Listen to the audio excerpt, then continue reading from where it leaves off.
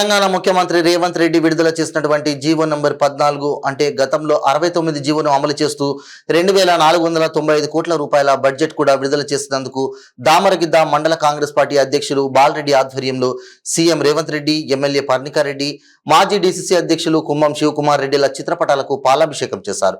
మండల CPM party కార్యదర్శి గోపాల్ ఆధ్వర్యంలో స్వీట్లు పంపిణీ చేశారు. ముఖ్యమంత్రికి నారాయణపేట జిల్లా వాస్తవిడిగా కృతజ్ఞతలు తెలుపుతూ గత 10 సంవత్సరాలుగా బీఆర్ఎస్ ప్రభుత్వ నిర్లక్ష్యంతో నారాయణపేట కొడంగల్ ఎత్తిపోతల పథకం ఆగిందన్నారు.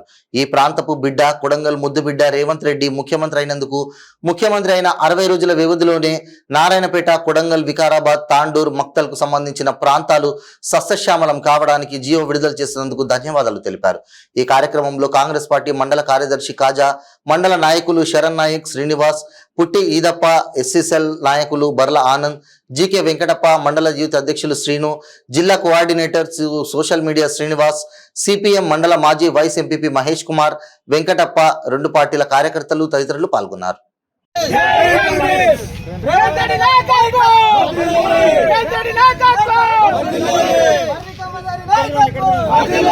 ఇక్కడ చూడనా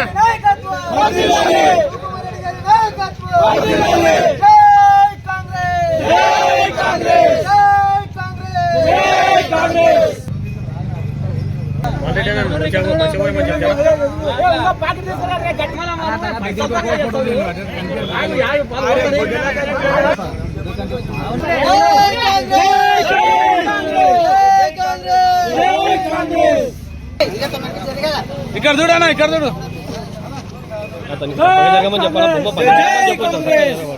బొమ్మ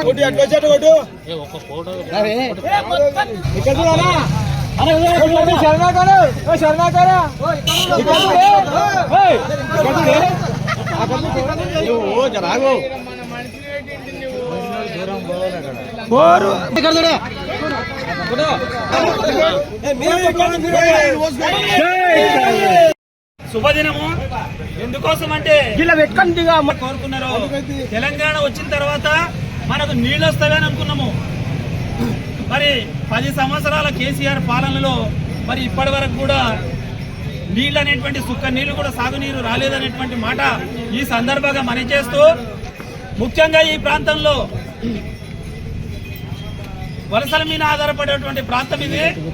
మరి ఇక్కడ ఉన్నటువంటి భూములన్నీ కూడా బీడు వారినటువంటి పరిస్థితులు మనం చూసినాము.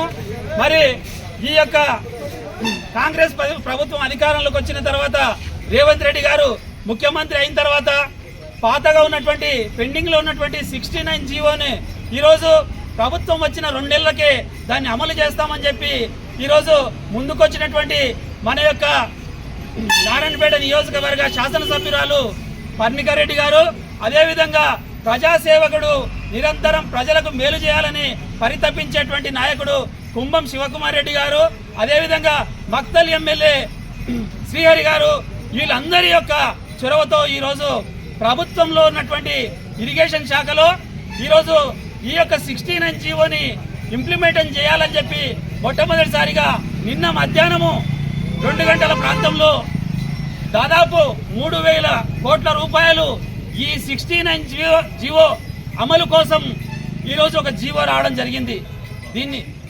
దీన్ని పరిపాలన అనుమతులు ఇవ్వడం జరిగింది.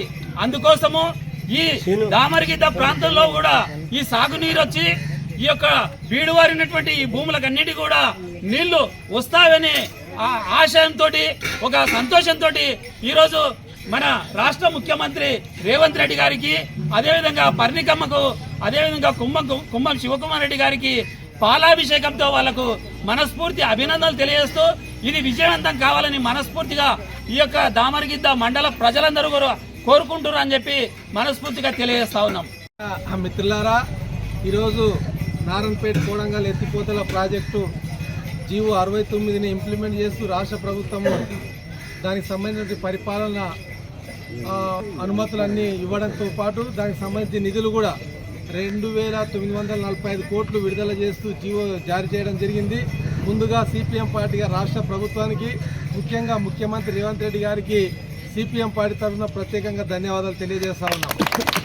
ఈరోజు వాస్తవంగా ఇది మనతో పాటు మన పూర్వీకులు ఈ నియోజకవర్గం ముందుగా ఉన్నటువంటి ముందు తరం వ్యక్తిగా ఉన్నటువంటి చిట్టెం నర్సిరెడ్డి గారి కళ వాస్తవంగా ఆయన ఆ రోజు చావకన్నా ముందు ఈ ప్రాంతానికి సాగునీరు తీసుకురావాలి, పేరపళ్ళ దగ్గర ఉన్నటువంటి జాయమ్మ చెరువుకు కృష్ణానది నుండి నీళ్లు తీసుకొని వస్తే ఈ ప్రాంతం సస్యశ్యామలైతుందని చెప్పి కోరుకున్నటువంటి నర్సిరెడ్డి గారి కళ ఆయన ఉండగా నెరవేరలేదు. కానీ ఆయన చాలా బతికినంత కాలం కూడా ఈ ప్రాంతానికి సాగునీరు రావాలని కోరుకున్నాడు. కానీ ఆ రోజు రాష్ట్ర ప్రభుత్వం ఉన్నటువంటి పరిధిలో అది నోచుకోలేదు. కానీ తీరా ఇప్పుడు ఆ ప్రాజెక్టు ఏదైతే ఉందో ఆ ప్రాజెక్టుని రూపకల్పన చేసేది రేవంత్ రెడ్డి గారి పాత్ర ఉంది.